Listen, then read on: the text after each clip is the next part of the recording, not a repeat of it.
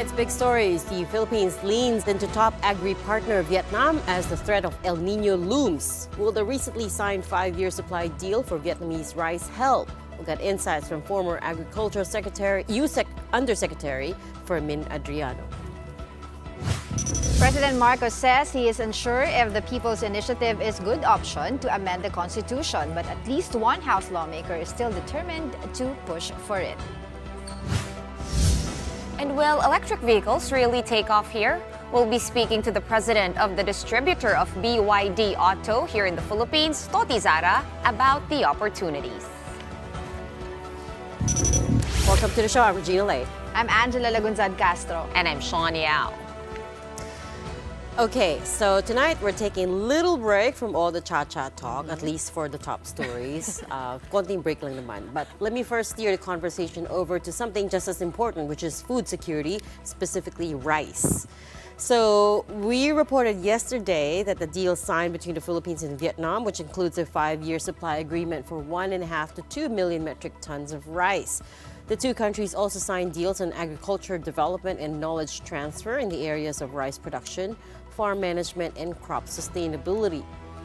Now, Vietnam is the Philippines' 5th largest trading partner in ASEAN and its top source of rice imports. Ang pinakamalaki lagi nating inaasahan pagka tayo ay nagkukulang ng bigas sa Pilipinas ay ang ginalapitan natin lagi ang Vietnam. Ngayon, pinapatibay na natin sana yung produksyon natin ay dahan-dahang aakyat o wag na dahan-dahang maaakyat agad. Ngunit hanggat dumating yung araw na yun ay ganun, gumagawa tayo ng mga trade agreement sa kasamang Vietnam para matiyak naman na meron tayong supply sa Pilipinas. Well, how timely that we're talking about this, because last year the U.S. Department of Agriculture projected that the Philippines will be the largest rice importer in the whole world. In fact, the USDA sees rice import requirements at some 3.8 million metric tons. This is in order to accommodate our consumption, which is projected at 16.5 million metric tons for the year 2023 until 2024. Now, if you're curious how we will make up for that shortfall, last year's palay output was at 20 million metric tons, which is equivalent to about 13.2 million metric tons of rice. So we still do produce enough. We just need to bolster it. It's just that we eat more. We eat more. Kaya pala, I mean, over the past year, there have been some small initiatives, right? Or I mean, proposed initiatives to try to get Filipinos to cut down on rice. But it's always met with outrage, like, no! Yeah, no, it's going to be EDSA 4 if you try to do that. Decrease of importation last year. A little. Yeah. But yeah, it's also important that we secure enough supply and buffer stock with the El Nino expected to peak this year. We have to remember that, no? At ito na nga mismo ang National Irrigation Administration, inamin na ang Region 3, our rice production center, is already experiencing the effects of El Nino. So the agency said they already have response measures in place, including an alternative irrigation technology program as well as crop planning systems. October pa po, kinakausap na natin yung ating mga farmers dyan na alam namin tatamaan para mag-high value crops na po. Bili ng ating Pangulong Ferdinand Marcos Jr. noong nagpaplano kami, ibigay sa NIA yung mga high-yielding varieties. Ang tansya ho kasi namin mga sa 20% yung maapektuhan ng El Nino. Pero kung sa 20% at yung mataniman mo naman ay tataas ka agad ng 50%. All right, let's try to get some insights on what the supply deal with Vietnam means for our rice sector. Joining us tonight is former Agriculture Undersecretary Fermin Adriano. Good evening, Mr. Adriano. Thanks for joining us again. Good evening to the beautiful ladies and to your followers. You're very kind. Basing it off our top story, there's a supply deal with Vietnam over a period of 5 years, specifically for about 1.5 to 2 million metric tons of rice. This is, of course, important because Vietnam is already a top agriculture partner. And of course, it's going to help, but will this really make a dent, do you think? Oh, definitely, because of the fact that 90% of our rice imports, practically 90%, 89 ganun, come from Vietnam. So last year, we imported about 3.5 million metric tons. So if you just add it, try to multiply it by 90%, That means more than 2 million metric tons came from Vietnam. All right, So it Mr. will make a difference. Yeah. I guess And, the and, next. and, Go ahead, sir. and that's the reason why we were in panic. Remember, there was a time in April 2021 when Vietnam decided to impose an export ban on rice. And the former president actually had to call the president of Vietnam to lift it. So it was lifted after about a week. So it really gave us a lot of breathing space. That's how important the rice imports coming from Vietnam.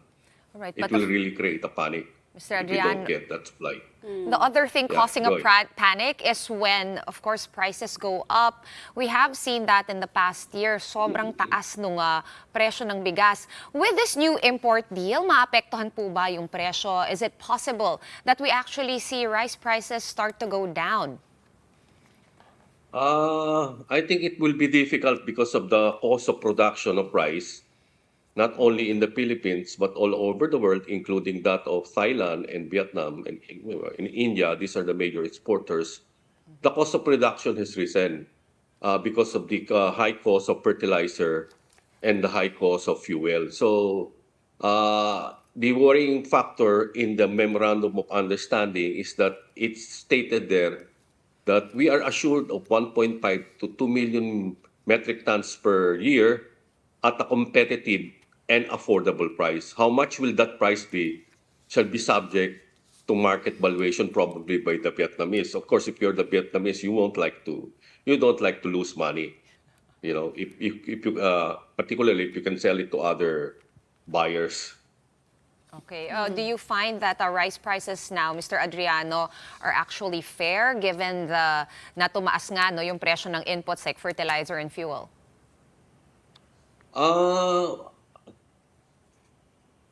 It's quite difficult whether to say it fair or not because of the fact that we have to be fair to the farmers. If we reduce the price of rice, that means that they will lose money because their cost of production has risen. So it's a balancing act. So it's the market that really determines eventually how much it will settle. So it's about 52 to 54 to well-milled rice. I think the regular milled rice about 52 and about 56 for well-milled or something. But the special rice or premium rice, it can go up as high as 60 and above. Malayo So pa tayo, that's sir, what the market is telling us. Malayo tayo, sir, sa 20 pesos per kilo, no? Malapit naman tayo sa $1. Well, but also we're getting reports that Central Luzon is now starting to see impact from the El Nino, and of course, yung government talks of shifts to high-value crops and yung irrigation countermeasures. Pero ano po ba talaga nakikita natin on the ground? Diba? Are we being proactive ahead of the El Nino's full impact? We can see that there is a slowdown of rice production because of the El Nino nga. And what are your long-term goals, diba?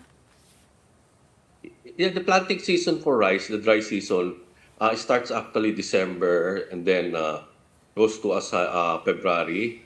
And the harvest season for the dry season happens in sometime in March, April, and partly May. And then the farmers will plant again June, July, August, and the harvest comes in. That's what we call the wet season, October, November, December. Unfortunately, the main problem right now is that the planting season for the wet season, which is May, June, July, is threatened by the El Nino. And unfortunately, the highest yield that we attain during the year is during the wet harvest season. Mataas yung kaani dyan because because of plentiful water. But if the El Nino hit hard during May, June, July, or during that period, April, May, June, July, then the farmers cannot plant properly. And therefore, I think that is the one threatened. Right now, we're still having some rains. So I think the harvest for March, April will be okay. That will cover us during that period. But our problem is the May, June, July because that's the height of the El Nino as projected by Pag-asa and other weather companies.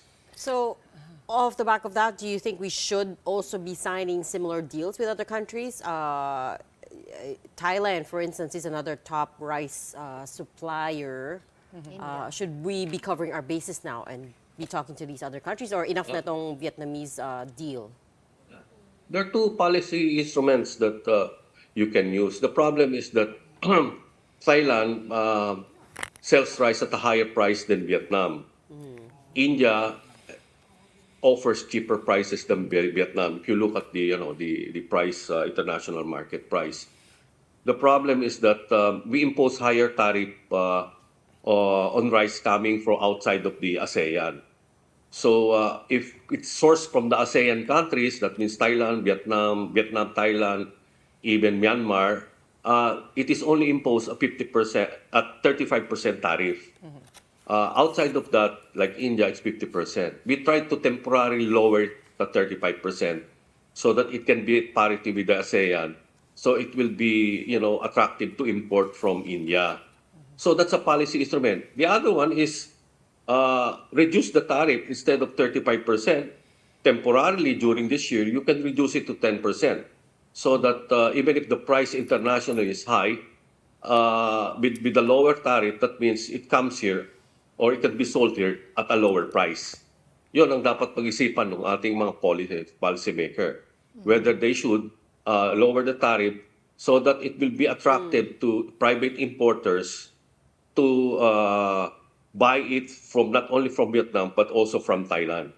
Because if they buy it right now, if you impose 35% tariff, it can hardly compete with that of Vietnam because Vietnam offers relatively lower prices than Thailand or other countries. Right. Mr. Adriano, bukod sa El Nino, na of course, I think pinaghahandaan naman natin, are there other global supply challenges that you're seeing for the rest of the year? Katulad last year, no, bigla yung India nagsabi, magtitigil daw siya ng exports itong certain rice. May mga ganun bang on the horizon that we should watch out for? The continuing increases in the prices of petrol and petrol, where you derive fertilizer, the inorganic fertilizer, they are related, So that will be a continuing threat because of the war in Russia and Ukraine. Now it went to the Red Sea, something like that. So it will adversely affect the supply of oil and fertilizer. The other one is we hope that India eventually, after their election in May, will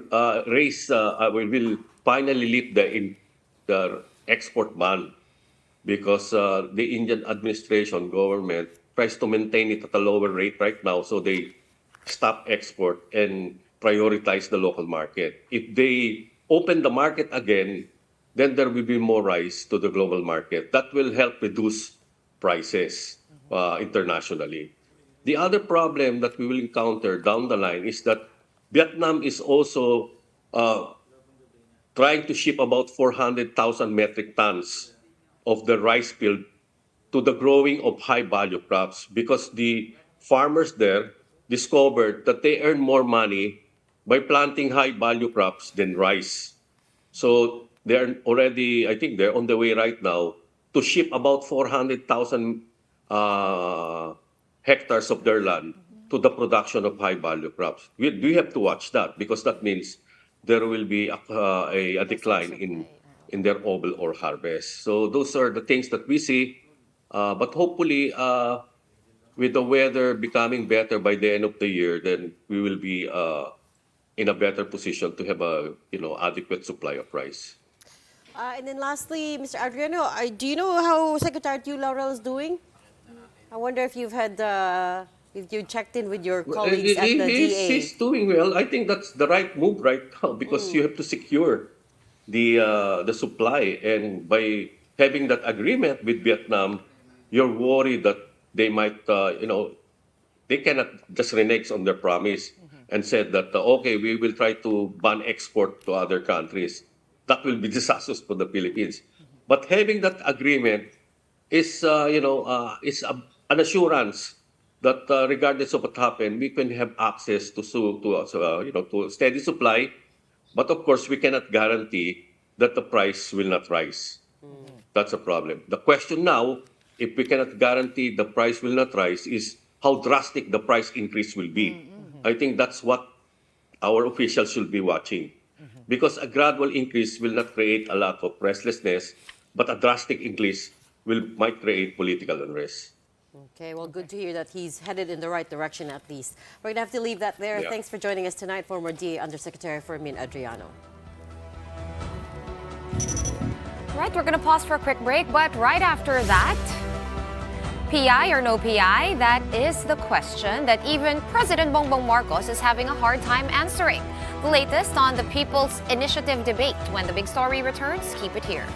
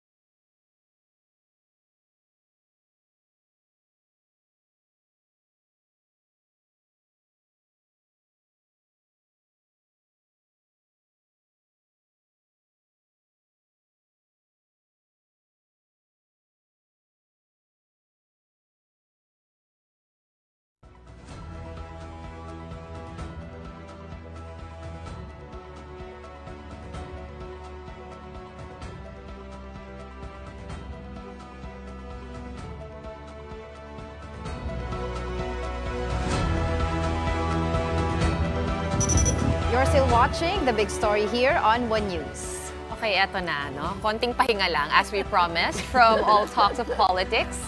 President Marcos says that he is unsure whether or not the People's Initiative is still a good option as a means to amend the Constitution.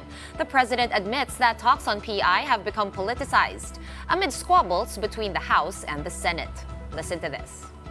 Napupunta sa ibang usapan at nagagamit na pampolitika itong issue na ito. So I have asked the leaders of both houses and again some of the best constitutional minds that we have in the Philippines to come up with a simpler solution that does not cause so much controversy. For now, the president says he will consult experts on the Constitution to assess whether the People's Initiative should remain to be one of the options considered for charter change. Marcos Jr. is open to finding a simpler solution to conflicts surrounding Cha-Cha. Marcos adds that before he left for Vietnam, he also held discussions with lawmakers to try to resolve the clash between the two chambers of Congress. Senate President Mig Zubiri, meanwhile, is in favor of the president's decision to consult legal experts first on the People's Initiative. But for now, the Senate's push for economic Cha-Cha continues. The Senate is now set to form a subcommittee to tackle the resolution of both houses number 6, which seeks to amend some economic provisions of the 1987 Constitution via a constituent assembly. Next week, mag-umpisa na po siya sa mga hearings dun sa RBH6. So, everything is taking its course. Gusto po natin na medyo babain ang temperatura ng politika sa ating bansa. Kaya kami, back to work kami dito sa Senado. Hopefully today, may papasa namin yung mga batas na nakapending nan sa plenaryo. Though the president wants consultations first, Albay 2nd District Representative Joey Salceda is still keen on pushing for People's Initiative. He reiterated that the House only wanted to revise economic provisions of the Charter. He also expressed dismay over the COMELEC's decision to suspend proceedings for the People's Initiative. Salceda says, though, that he respects the resolution and that this cannot stop campaigns on the ground from pushing through. Pag binasa mo na maigi, all they can stop is the verification. Yeah, kasi yun ang next step. They cannot stop the gathering because they have no right to delay. You cannot impinge on the power of the people. Sabi pa nga niya, no, nasa totoo lang. Sa totoo lang daw, ang People's Initiative daw ang highest form of people power. Walang makakapigil. Walang karapatang pigilan. Oo, basahin natin no, yung sinabi mismo ni Representative Salceda. It is people writing the laws which affect themselves. It is the highest form of people power, so how can anybody restrict the power of the people? Pero again, no, in his soundbite, he did say that economic provisions yung papalitan. But that's not what the People's Initiative wants to change. It is the process of voting that it wants to change. So, Joint voting. yun nga. So minsan di ko alam, parang napapaikot-ikot na rin. And this is kind of why there's so much distrust between the Senate and lower house on what the motivations behind this charter change really is, right? I should also point out in StoryCon, in our other show this afternoon, they guested Congressman Erwin Tulfo, who said that the ball is now in the Senate's court, right? That lower house is happy to work with the Senate on a version that they can both agree on. So that means RHB number 6. We don't It's know the at way this to go. point. But now let's get to work so we can move forward. But Yeah. what exactly that means, I'm not sure. But he said the ball is in their court right now. Because whatever it is, political instability will definitely hurt our economy. Right. Pero, Actually, for sure. Congressman Salceda also had some other thing to say. He said na kung hindi daw People's Initiative ay pabor din siya na isulong ang Chacha through resolution of both houses number 2, not number 6. This one that he's referring to was passed in the Congress during the time of Speaker Lord Alan Velasco. So previous So It admin was pa. February 2021. Resolution RHB number 2 then allows them to vote as two separate bodies or still as one body. So that doesn't actually Okay. have that Yun na in nga it. eh. Yun nga That's eh. the thing. It always also comes down talks- to the details, Yun nga right? eh. So, okay. RHB number 2, it's also about economic provisions. provisions. Iba lang no, yung number Yes. of provisions or economic provisions that it wants to change. Yes. So again, no mention of term limits, No right? mentions of term limits. But yun nga, he also mentioned before his previous interviews na he will join caravans to educate people on Okay. People's Initiative.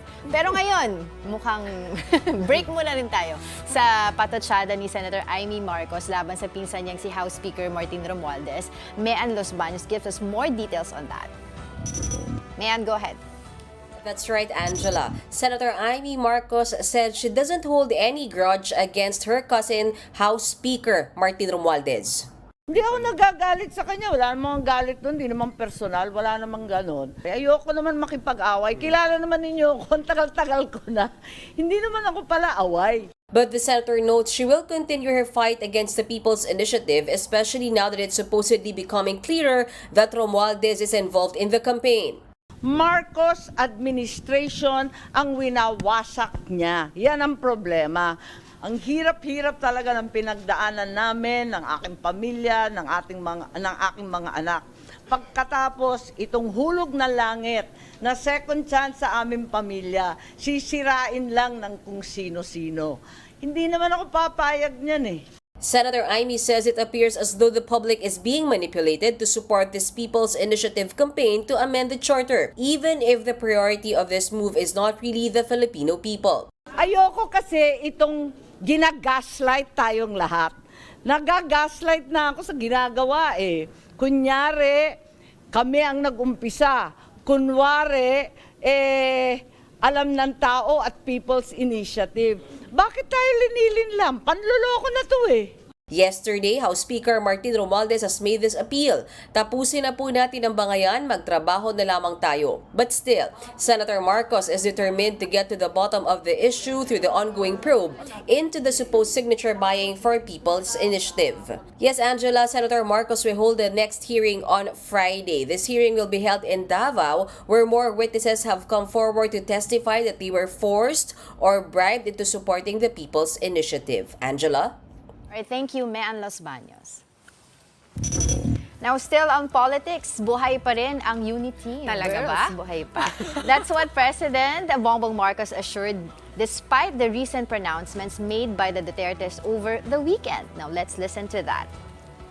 Uniteam is not just one party or two parties or three parties. It's the unification of all hopefully all the political forces in the Philippines to come together for the good of the country. And that is still there. It is still vibrant. It is still working.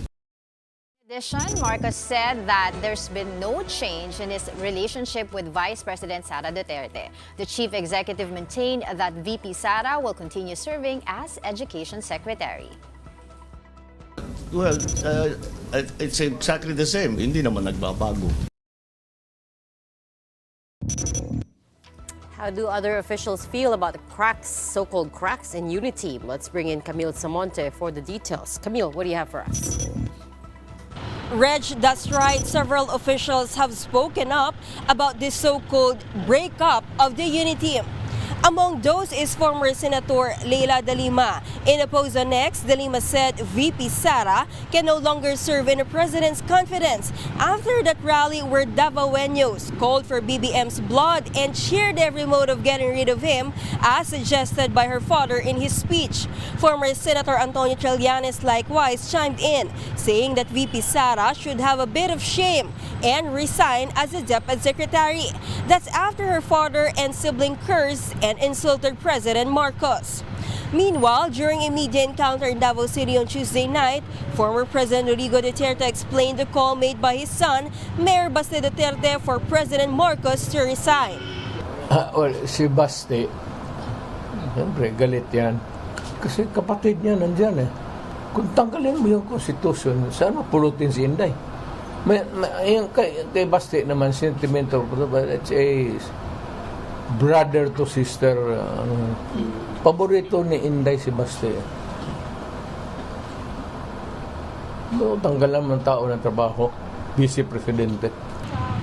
Now, as for Senator Amy Marcos, she believes that the Uniteam does have some cracks, but not between the President and Vice President. Ang Uniteam, talagang may tama na, no? May lamat na talaga ang pagkakaisa, pero sa palagay ko, yung mga principal, hindi naman na magulo eh. Yung magulo, yung mga amuyong dyan sa tabi-tabi, yung mga demonyo at ahas sa laylayan ng palasyo, talagang mahirap dyan. Reg, as mentioned earlier, despite the controversy surrounding the Uniteam as of late, President Marcos has reaffirmed the solidarity in the coalition. Reg? Thanks for that update, Camille Samonte. To the economy, where the Philippines' GDP in 2023 fell short of the government's target of 6 to 7%. Brian Basa has that story. Brian. Amid the tussle between the Senate and the House of Representatives over the People's Initiative to amend the Constitution, as well as the deepening rift between the Dutertes and the Marcoses, Socio-Economic Planning Secretary Arsenio Balisacan is concerned that political conflicts or disputes may have a negative impact on the trajectory of the economy. We don't also expect that kind of debate to take forever. No? So then it will not do us good. So. We hope that this will settle down soonest, and and then we can get our acts again. Balisacan explains controversies within the government may be considered a red flag for investors. And they want stability, particularly policy. Consistency and predictability. That's what they are asking to any in countries where they want to go. The NEDA chief also stresses national leaders should instead focus on the development and progress of the country. The economy is, I believe, is all in the interest of our leaders that we sustain the momentum that we have achieved in recent years. No? Otherwise. The gap between our neighbors and us will get wider. Latest figures from the Philippine Statistics Authority show the gross domestic product or GDP growth slowed to 5.6% in 2023 from 7.6% in 2022. This is below the government's target range of 6 to 7%. Balisacan says a primary cause of this is inflation or the increase in prices of goods. Despite this, he emphasizes that the Philippine economy is not trailing behind compared to its neighboring countries. Our performance from a global perspective is, as I said, very impressive. You know, I'm not saying it because I am part of the government, but that's how our economic observers are saying it. This 2024, the economic team is targeting a GDP growth rate between 6.5% and 7.5%. For News 5, I'm Brian Basa, and we are One News. It's time for another quick break. Right after that, the push for electric vehicles or EVs in the Philippines continues. We'll be discussing this further with Mobility Access Philippines Ventures President Toti Zara when the big story returns. Keep it here on One News.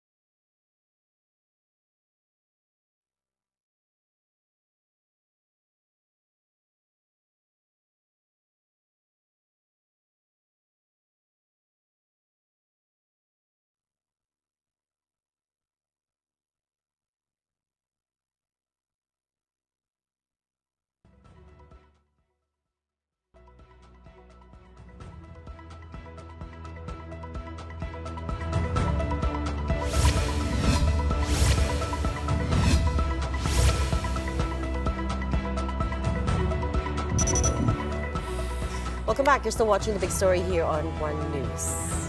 Right, usapang transportation naman tayo. Some transport officials allegedly flagged some non-consolidated jeepney drivers and even impounded their vehicles, despite the consolidation deadline having been extended to end April. This was revealed in the third hearing of the House Committee on Transportation on the PUV Modernization Program. Transport Group Piston said that some of their members who are not consolidated were flagged by LTO personnel, asking them to present proof of provisional authorities to operate. 10 jeepneys under the Group Manibela were also allegedly impounded by transport authorities after the drivers failed to provide documents to prove that they have consolidated. At sabi po nila kolorum na. Eh di po ba, Mr. Chair, hanggang January 31 hanggang until today and then may extension pang 3 months, baka po hindi po nabibigyan ng tamang briefing kaya ang ating mga law enforcement agencies. In their defense, the LTO says they did not release an order to apprehend PUV drivers who have yet to consolidate, given that the deadline has been extended. The agency says they will investigate Piston and Manibela's reports. If there has been any anomalies in this apprehension, kami hong we would sanction the proper enforcers on this. Kung yun po ang naging dahilan po ng apprehension. Talking about modernization, right? Marcos administration has made electric vehicles a priority, committing to accelerate policies to support it. Question is, will EVs really fly here? So for that, let me bring in Toti Zara. He is the president of Mobility Access Philippines Ventures, a subsidiary of Ayala AC Motors, which is part of the Ayala Corporation, which handles the distribution of e-vehicles by international company BYD. So essentially, that was a long intro kasi. So essentially, you are the distributors of BYD, Yes, we are the in the distributors of Philippines. BYD. We took over August of last year. They used to have a different distributor, but back then there were no electric vehicles. But now I see a lot plying the roads. Oh, wow, really? Yeah, because I noticed, when you're on the road and it's super traffic, you start noticing the lights. And when it's an electric vehicle, Iba yung all the lights. lights have like this black thing on them. I don't know why. There will be more and more electric vehicles in the market. Last year, the government signed the VIDA law, which effectively exempts importation of EVs that's from right. import duties and excise tax. Yeah. So in the past, there was this myth about EVs being expensive. With the VIDA, now it's really much more affordable. What's about affordable maintenance? exactly? What's Bakit naman So affordable? what's affordable? To people like For Sean. example, Or Regina. a BYD Atto 3, an SUV, is now priced at around 1.6 million, which is about the same price Comparable to an as a SUV. comparably Okay. equipped SUV from other brands, right? The BYD Dolphin, which used to be priced 2 million pesos before Evida law, now is priced at 1.4 million pesos. So the law is effective already? Are the Yes. discounts already applicable? Yes, The exemptions, import rather. duties, there will be savings of up to 30%. Excise tax on the average will be about 20%. So that's how much consumers are saving, and they're now paying more for car than for the vehicle. So today, you will be shelling out about the same price for an EV, but you will enjoy, our estimates would be about 70 to 80% savings on fuel costs. Right. There's also that savings on a whole other car because apparently they're exempted from number coding. Is this true? Yes, Exempted. it's Oh, is that exempted true? from Yeah. number Uh-huh. coding I saw in the Metro word Manila. about it. That's a huge saving right there. It'll save you from having to buy another car. But the significant savings is really on fuel costs. No, the average consumer will spend around 10,000 pesos per month on fuel. That will go down to like 2,000, 2,500 on electricity if you do home charging. From a maintenance standpoint, the cost of maintaining the car, there's no more oil, right? Wait, There's the less parts. maintenance cost though. I mean, like Right. you still have to maintain Exactly. it. And also, this is a country known for high cost of electricity. So in the long run, does it really save you that much? Yes, because yes, our cost of electricity is relatively higher than our neighboring countries, but our cost of fuel is also higher. So that relative ratio leads to 70 to 80% savings in energy costs. What In about terms of maintenance, there's also savings of about 70%. No, the cost to maintain a car now for 1 year, EV versus ICE, would only be 25 to 30% of what you used to spend. There's no more changing of the oil. Yeah. But do we have enough charging stations? So yeah. Excellent question. Maybe the most common question I receive now. And first of all, the range of the cars, like the BYD vehicles, the Atto 3, is nearly 500 kilometers, right? And we drive like 50 kilometers a day. So you're looking at a range of 10 days worth. When we sell the car, it comes with a home charger, free. You'll have your own gas station in the house. Wait, So you once don't every mean 10 I can days. just plug it into any outlet in No, my I'm house, sure there's a right? transformer thing that you have Okay. to, and so your house won't blow up. Can you imagine going home and just It will plugging come- it into the TV outlet? It's that simple. It will come with a plug that you can just plug in any outlet. Right. But that's a 1.5 or 3 kilowatt. It will take longer. Right. How The long? car- If it's at home, like overnight while you Right. sleep. The car will come with a 7 kilowatt charger. Okay. That will take you for a 50 kilowatt battery 7 hours. 7 hours. So charges overnight Back and forth. once every 10 days, and you're good to go for another 10 days. Okay. Overnight. And what's good about that is that that's not the peak load for electricity consumption. So during lean hours, that's when people would then be charging their cars at home. In the developed countries, 90% of charging is done at home, and residential electricity rates are much lower than public electricity rates. So that's why it becomes so viable. But I think the problem is there's not much awareness about it. Now, that's our job, right? our job is to bust the myth on price of EVs. Our job is to bust the myth on range anxiety. Yeah. Our job is to bust the myth on safety. We just signed up the agreement with BYD in August. We started sales only in December. We're ramping up our dealer networks. Today we only have 2 dealers, and by the end of the year, we are looking at opening and operating 20 dealers across the nation, including Visayas and Mindanao. Okay. Let's Toti, hold back yeah. a bit. I just want to clarify that we're talking about the pure EV Yes. here, Yes. not a hybrid. Not a This is hybrid. just completely, so there's no gas to fall back on. 100% Electric. EV. And it's BYD, which is now the biggest EV brand in the world. What makes a pure EV car better than a hybrid car? Because like my fear, for example, is in the middle of traffic, the battery goes out, and it's not a cell phone. I'm in it, right? So I'll be so paranoid. At least with a hybrid, there's still some gas. How would you convince someone like me to make the switch? I would say, Sean, it's first the range. You have 500-kilometer range, right? And from your house maybe to the studio would take you less than 50 kilometers. So you have that spare of 400 kilometers. Okay. No, it would not stall. And why an EV? So many other things. The performance of an EV, right? Sustainability, how you're supporting the environment. No, that alone is something worth it. At no expense, with savings, then you support the environment. And that's why, as an Ayala Group, we felt it's so compelling to accelerate the electrification of motorization in the Philippines. Okay. Let's As talk. an Ayala conglomerate, Yeah. that's our responsibility. Let's talk business for a few minutes. How big is what's the market penetration at the moment, and how much bigger do you want it to be? Yeah, that's again very interesting. The market penetration in the Philippines before EVIDA, and that's most of last year, was less than 1%. But if you go to Europe, European 50. markets are, Yes. yeah, Norway is at Yeah. 90%, Sweden is at 60%, Germany is at 30%. Closer to our home, China is already nearly 40%. Even Thailand, Well, BYD which is is a about Chinese the same company, economy right. as the Philippines, is at 10%.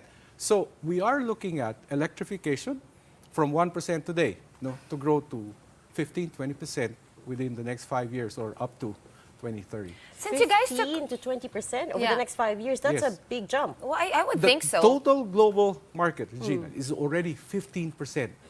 So if the whole... Yes, but Filipinos are resistant to change. Not if they hear about Not if- discounts and like That's cheaper true, that's true. prices and no color Discounts- coding on discounts this only unit. get But that's I where mean- the myth busting comes Yeah. in. We just need to bust the myth on price. We need to bust the myth on safety. We need to bust the myth on range anxiety. I have to ask Toti, how are orders? Is there a line? It's unfortunately, yes, there is a line, and we are ramping up our dealers and improving importation and production orders. So yes, customers will wait, unfortunately, but we would like to be able to supply customers within the next 2 to 3 months. How long is the wait at the moment? About 2 to 3 months. 2 to 3 2 to months. 3 not months so for bad. an order. Yeah. Actually, That's that's not bad pretty at standard all. for a vehicle. And we are still ramping up in Visayas, Mindanao. The current operations is still in Metro Manila. That's right. Do you foresee a time when you would actually begin manufacturing the vehicles here? Again, very, very interesting question. There's a window of 5 years for this relief from import duties. Okay, BYD as a company does have big operations, of course, in China. They also have operations in Thailand. They also announced operations in Indonesia, and there will be an opportunity for us to import after this window expires. With the ASEAN Free Trade Agreement, there is that opportunity for us to source from Thailand and Indonesia. So it will be a very difficult decision, but as an Ayala Group, we would always explore opportunities to manufacture in the Philippines. So is it true, Toti, that BYD's sales have exceeded Tesla worldwide? That is correct. Last year? That is correct. BYD now is the #1 EV brand in the world. Total production and sales of BYD last year exceeded 3 million vehicles globally. But this I want to ask, Ayala distributing BYD through MapV, We want to know what's the reason behind it. MAPV is the subsidiary of the Ayala Group, no, and Ayala through AC Motors, we do have different car brands, right? And MAPV is the new entity we have formed for specifically distribution of BYD in the Philippines. Okay, so it's just a corporate kind of like an MAPV umbrella. is the Yeah. entity name, not the brand name.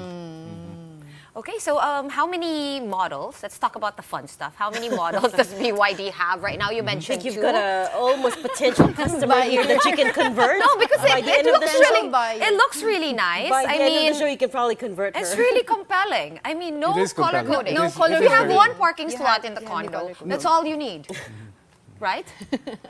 So I hope. we have 4 models now. We do have the Dolphin priced at 1.4. The Atto 3 starts at just below 1.6 million, right? So this will be the core volume models. We also have a couple of models above 3 million. We have the Tang, we have the Han, which is a sedan, and a Tang that's an SUV. That is just the beginning. No? Another strength of BYD, aside from its technology, its core technology and battery, is a wide range of products. And we will be introducing more products in the Philippines within the year. We're looking at least 2 more introductions so that we would cover a wider segment of the market.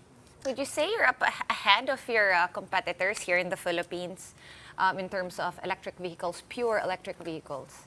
Because there have been hybrid vehicles for a while, but pure electric, are you like first, ahead of the curve? Yes. Yes. Definitely. And BYD is ahead of the curve globally, together with one other brand. But yes, BYD is ahead globally. And it is our intention to make BYD a household name here in the Philippines. Are you just a distributor? Or is AC Motors just a distributor, or are you also handling maintenance or an after-sales service?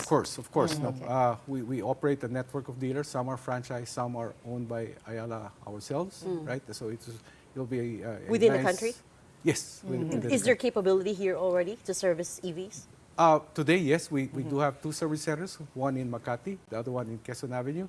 We will be opening 2 or 3 more in Metro Manila in the coming months. In March, we will be opening Cebu. Next month, we will be opening Pampanga.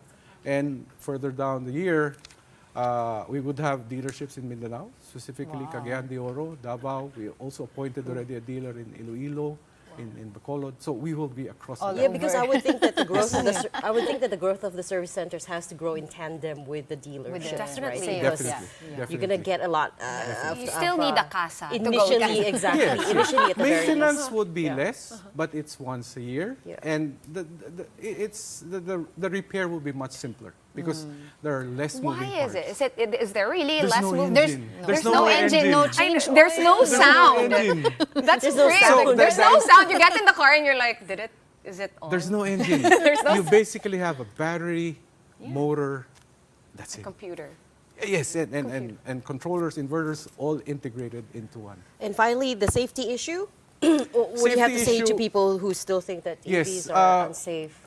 BYD originally was not a car company. BYD is a battery It's a- company yes, that correct, evolved yeah. into cars. BYD has this overwhelming lead in EV technology patents. Amongst its proprietary intellectual property is the Blade battery. The Blade battery is the safest EV battery in the world. It's the only EV battery that passed the nail penetration test. And that's when you have Sorry, an what's the extreme. nail penetration test? You have an external component that punctures a battery. This is like a worst case situation where there's a puncture and there's a short circuit in the battery. Despite that puncture and short circuit, there's no explosion. No fire? There's no, No fire. fire. No. No And, electrical wiring problem. The Blade battery has passed that very stringent safety test, amongst many other safety features, which would include automatic shutoffs when you go through water. Okay, yun yung next question. Baha. At You know- Here in the Super Init, Philippines. Yes. how does it fare? Super init, no issue. No. No overheating issues. Baha, it will shut off. Now, people will say, titirik ako. Kahit naman anong kotse ko, idadaan mo sa baha, titirik din. Or some of them don't. Like, I don't know. Like The extremely Ford- giant the- wheels. the giant yes, vehicles, so that's true. it depends on the vehicle, right, Regina? So an Atto 3 would be slightly higher Yes. than a dolphin, so it would have higher wading depth capability. A tang would be the highest, so it would have even higher wading depth capability, just like any other ICE car. Okay, let's talk about the baha part, Toti. A traditional car, pag nabaha siya, no, papa-overhaul mo, napakamahal, right?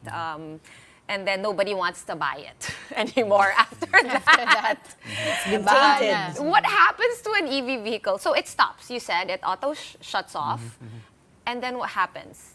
Do you have to overhaul the non-engine? Then you need to allow it to dry, and then it would start, and you can resume your drive. That simple. Yes, but of course you will have to How many allow it to hours dry. of drying? We will have to, depends. If it's raining, you're still there. Yeah. But it will have to dry. Yeah. Okay, so Of course. just like any other Just like car, any other you need vehicle. to take care of it. Hindi Of naman course. talaga Yeah. rain-proof, heat-proof, and Of course, everything. of Okay. course, Okay, of fair enough. Color coding too. Okay, we're gonna have to leave that there tonight. Thank you so much for joining us in the studio and sharing with us your plans. That was Toti Zara, President of Mobility Access Philippines Ventures, distributor of BYD. All right, now before we go, it's time for our big picture for tonight. Now this is really cool, guys. You're probably wondering, what is this orange-looking photo? Well, this is a photo taken by a team of underwater archaeologists and marine robotics experts with deep-sea vision. By using sonar imaging, the group spotted an anomaly in the Pacific Ocean more than 16,000 feet underwater, resembling a small aircraft.